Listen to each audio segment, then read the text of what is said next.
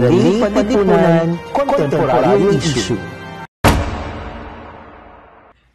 Kalikasan. Ang kalikasan ay isang biyayang bigay galing sa ating Panginoon, kaya dapat natin itong alagaan sapagkat dito nanggaling lahat ng bagay ng ating ikinabubuhay.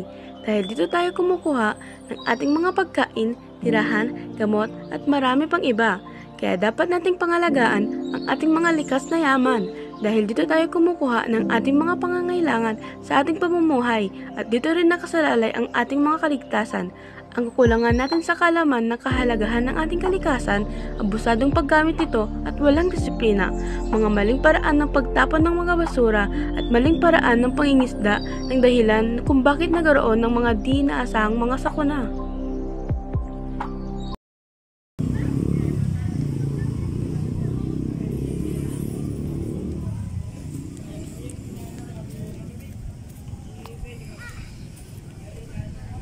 Reduce. Magbawas ng mga bagay na hindi nagagamit at nakakasira sa ating lipunan.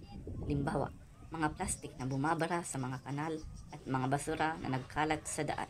Reuse. Mga bagay na mapakinabangan pa ay huwag itapon kung pwede pa itong gamitin.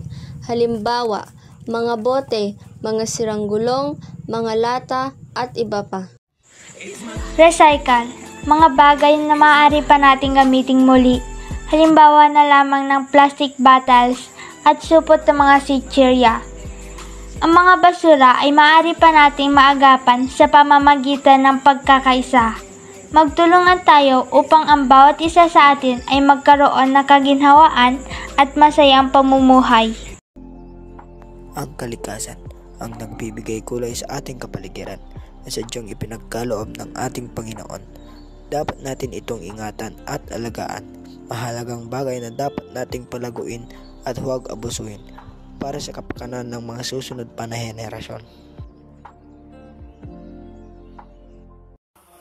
Hi, I'm Maria Biglis G. Vinarao. Hi guys, I am Mia Tisilano.